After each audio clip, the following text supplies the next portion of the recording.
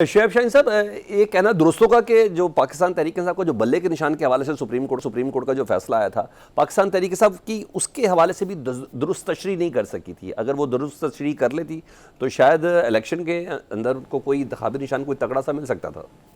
कहीं ना कहीं आप लोग की भी अंडरस्टैंडिंग का फुकदान है कि सिर्फ इलेक्शन कमीशन की तशरीह कोई गलत कहें। देखें, इलेक्शन कमीशन जराइम की आमाजगाह बना हुआ था और है।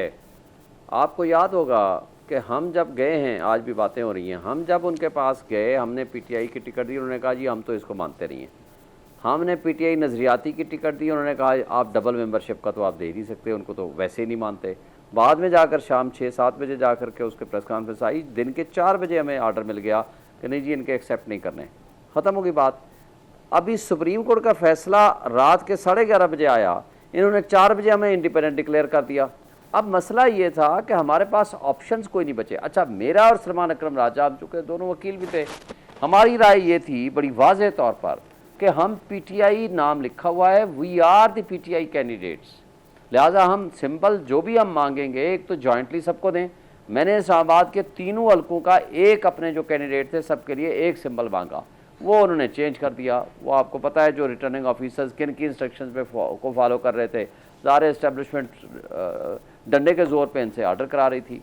और फिर जब अपना सलमान चला गया हाई कोर्ट में, लाहौर हाई कोर्ट में, कि जनाब हमें तो आप इंडिपेंडेंट कैसे तस्वर कर सकते हो, वी आर पीटीआई, उन्होंने भेज दिया इलेक्शन कमीशन को। इलेक्शन कमीशन ने आर्डर लिखा बाकायदा, that is a written order, कि नहीं आप पीटीआई के नहीं हैं, आप इंडिपेंडेंट हैं और हम आपको पीटीआई नहीं मान सकते।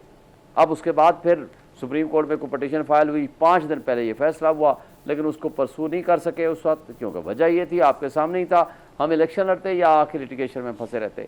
और हमारे से तो हमें बल्ले का निशान छीनने के अलावा जो कुछ हुआ, हमें कोई जलसा जुलूस करने की इजाज़त नहीं थी, हमारे कोई कॉर्नर मीटिंग करने की हमें इजाज़त नहीं थी। हम सीनियर वकील बशमूल सीनियर वकील के, ये अलग बात है कि बाकी सारे कठपुतली सब कुछ कर सकते थे, और उसके अलावा हमारे ऊपर जो पाबंदियाँ और कदगम थी, मेरे समेत हमारे नॉमिनेशन फॉर्म रिजेक्ट कर दिए गए, हम उसके लिए हाई कोर्ट में गए इलेक्शन ट्राइब्यूनल में, वहाँ से हम रिस्टोर कराए अपने नॉमिनेशन फॉर्म्स। इसी तरह हमारे साथ राइट फ्रॉम द बिगिनिंग जो कुछ हो रहा था वो सबके सामने है।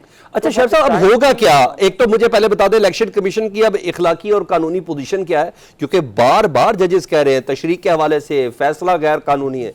एक तो मुझे उसके हवाले से बताइएगा, क्योंकि आपके ये पता चला कि आर्टिकल 6 के मुर्तकिब हो गए और ये जनरल सेक्रेटरी साहब ने, उमर अयूब साहब ने ये बात की। एक तो वो मुझे जानना है। दूसरा कहा जा रहा है कि शायद अब कोई मंडी लगने वाली है पाकिस्तान तहरीक इंसाफ के अराकीन, क्योंकि फैसल वाडा साहब ये कह रहे हैं कि फैसले का नुकसान जो है पाकिस्तान तहरीक इंसाफ को होगा, 15 रोज़ में पार्टी टूट फूट का शिकार हो सकती है।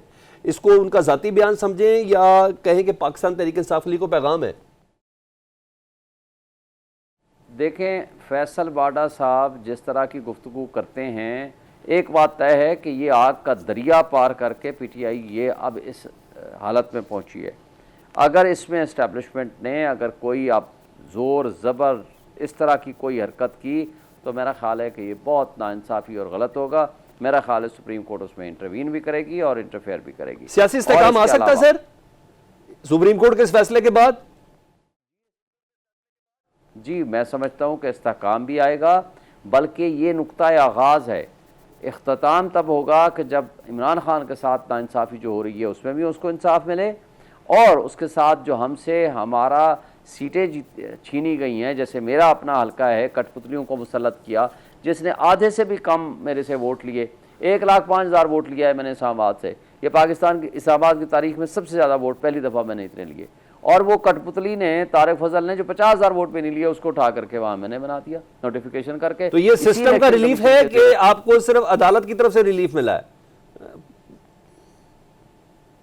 सिस्टम तो करप्ट सिस्टम तो हमारे रास्ते में जगह जगह पे रुकावटें पैदा कर रहा है। अभी हमने इलेक्शन ट्राइब्यूनल ने कहा जी हल्के खोलो, लाएं जी फॉर्म 45 लाएं। काम कैसे आएगा शुएब भाई?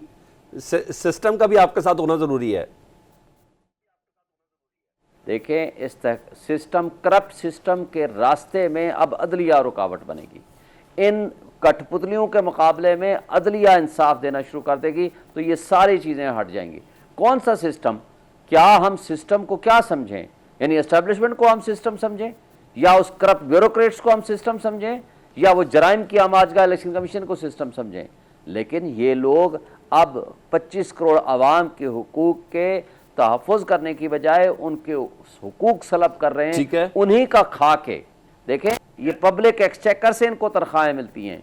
ये 25 करोड़ आवाम का हक है कि हक हुक्मरानी आवाम का है।